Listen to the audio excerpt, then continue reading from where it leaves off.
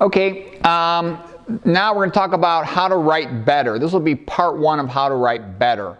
By the way, I wrote this book called Rhyme, Rhetoric, and Logic, really a summary of writing techniques, and I was very interested in learning how to write better. I've read like everything I could get my hands on, ever written about writing better and grammar and stuff. One of the best guys was this guy, Christensen. He was a professor of creative writing in Los Angeles, I think at USC, and what was great about him is you have to first be honest about what you know and what you don't know. And he came to the conclusion that teachers of creative writing and English literature really don't know what they're talking about, because they would emphasize a grammar-based approach to writing. Almost none of them could write well, and he said, well, how come if we're the experts of writing, we don't know how to write well? And what he did was he studied the best writers of his day and looked for their pattern, their style, and what he noticed that they were doing that was not being taught to the students was using a lot of appositives. Appositives are a brief descriptive statement that's stuck into the sentence to add a little bit of information. And the great thing about it is that's the way people improvise in conversation, like a typical sentence here. You know her, the brunette biology teacher, about 5'3", with eyeglasses, red frames. And the point being is that little personal touch of throwing in a comment to add some information that personalizes the sentence. And it's very characteristic of excellent writers. It feels like they're talking to you. So if you can add that to your writing, you'll have a big improvement just with that concept of positives. Okay. The next thing about writing is a big goal of writing is to make it more conversational. If you look at mankind, everybody knows how to talk pretty much. Most people, almost everybody learns how to talk pretty well, can speak fluently, and within their vocabulary they're very conversant. So writing is a much more advanced skill. Hardly anybody can write well. Less than 1 in 1,000 people is actually skilled at writing. It's much more difficult. If you read most books, I read about 3-4 books a week. Most books stink. The author really doesn't know much, and the author really is not very skilled at writing. And a lot of people are writing for the wrong reason. They're writing because, let's say, they're making a textbook and they're paid to make the textbook, but they really don't care about it, or they're just trying to get promoted academically. And I really like Arthur Schopenhauer's comments on what makes a good writer and a good book. He says, first of all, the writer must have something to say, something useful, important, worthwhile to say. If they don't have that, you're pretty much wasting your time. The second thing is the author should be concise as possible, not to waste the time of the reader. The faster you can get useful information, the better the writing.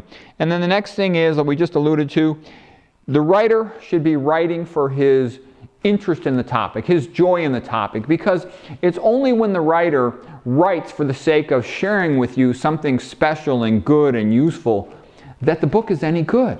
And most of the time they're not doing that. For example, tons of books are written just to sell a product or to promote something. Quite often it's not even true. Like, look at the people promoting the paleo diet. The paleo diet is totally bogus, just makes people fat and sick, okay? So if the author is insincere, the book always stinks, okay? If the author doesn't know how to write well, they don't know the craft of writing, the book usually won't be that good unless they had some really unique knowledge or experience, okay? One of the things I recommend, if you want to become a better writer, it depends what type of style you're going for, but I really enjoy a writer who's fun, who's playful, who's entertaining, who's clever, who talks to you like a friend would talk to you. And that's one of the reasons why I recommend spend some time watching comedians. Watch the great comedians like Rodney Dangerfield, Sam Kinison, Eddie Murphy, Chris Rock, and see their way they have voice changes in their loudness, in their emotional tone, in their speed. And that really gives you a sense of how to vary the pace in your writing. One of the greatest writers ever was Oscar Wilde, from Irish writer who was very successful in England. And what's so great about Oscar Wilde is he's probably the most quotable writer that ever lived. If you take a look at quotes, you'll see that Oscar Wilde has an unbelievable number of familiar quotes. Very good at putting things together, especially with chiasmus, where the line's going one way in the beginning, then the train of thought turns around, does a 180 degree, and goes in the opposite way. Voltaire was also very clever at antithesis, at turning a statement around back upon itself. Cervantes, the Spaniard who wrote Don Quixote, was pretty good at that as well. Getting back to the origins of written language, if you think about ancient Greece, Typically when a culture starts out to write its first book, they often will write it in some form of poetry, either based on meter or based on rhyme. And look at the Greek gods, all the Greek mythology. What they're doing is they're taking something relatively abstract like Zeus, the thunder god, and making it into a person. And then when something happens, it's not some abstract thing that's happening. Zeus is performing an action. And the point being is, when a culture, and the Iliad and the Odyssey was originally oral-based, an oral-based tradition, you have to have economy of words. And to make it more memorable, having a person do something is about as memorable as it gets. So that's how language starts out, as an oral tradition with a lot of poetry, people as action figures, and performing things, okay? And that's how you remember stuff. Then the language progressed to Plato, who wanted to be a playwright, and he wrote his philosophic dialogues really like a play. And that's also relatively easy to follow because everybody's comfortable with people talking to each other. The Greek plays were probably the high point of tragedy. I probably enjoy those more than I enjoy Shakespeare. The great Aeschylus, Sophocles, and Euripides, and then the comedians, like Aristophanes. But again, plays are conversational, easy to follow. Then the next step up in complexity, so you can write about more sophisticated things and more historical things, is like Thucydides, who wrote the history of the Peloponnesian War, and even his prose, he had a lot of speeches in there. So what's my point? My point is, as you become a more skilled writer, you want to be better at making your writing sound like a conversation.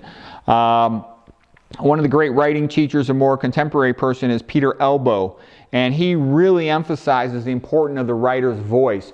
The writer's voice should be like a friend to the reader who guides them through the book and, makes it a safe, familiar place that they can follow from. And in his opinion, the writer's voice is just about the most important thing in writing.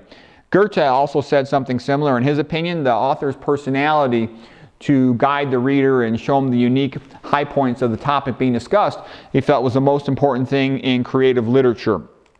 Okay? Other people will tell you, and this is pretty common statement in writing literature, is that the most important thing is the story. And the reason for that is the human brain is quite good at processing stories, looking at a coherent sequence of events and following it and making sense out of it and remembering that. Something you want to remember, you'll often put it into a story. Think about your own life. When you look back and try to explain the events that happened to you, you tend to put it in some type of story form. And the reason I mention that is to compare it with logic. The human mind is not that good at logic. And you'll notice, if you read a lot of scientific papers, that the best authors, the absolute best scientists, best doctors, when they write, they often will put the topic into some type of narrative story form. And that's so much easier to follow. Just to give you an example, Douglas Kell is this scientist from England, PhD guy who writes a lot about neurodegeneration based on the metabolism of iron, okay? And so for his article about ferrous redox cycling and oxidative stress, the title of the article is Iron Behaving Badly. Now that's a very entertaining title, and his papers are very easy to read and with top-notch information. So what I'm trying to say is, a great scientist does things like that, throws in a little joke and makes it into a story, and they're relatively easy to read. But then when you read the lousy scientists, these mediocre scientists, their papers are, their papers are very much, full of statistics and all this stuff, and they're very hard to read. Quite often that's because their thought is not that clear. Okay, so let's see what else. Just a quick summary of how to write well. Study your topic so you know it really well. Write some preliminary notes. Make a mind map. A mind map doesn't commit you to any order of the topics. It just connects all the topics and makes you feel comfortable that you're including the things you want to include. Then one of the best things you could do if you want to write an essay or a book chapter or whatever you want to write, a scientific paper, have a conversation with somebody about the topic first. And that gets all the words into your mind, and then run over to your place of writing and then write the chapter out, write the essay out. Because once you've had that conversation, it's warmed you up perfectly to go ahead and write the rough draft. Rough draft is a creative moment. You just let the words flow and don't worry too much about the details.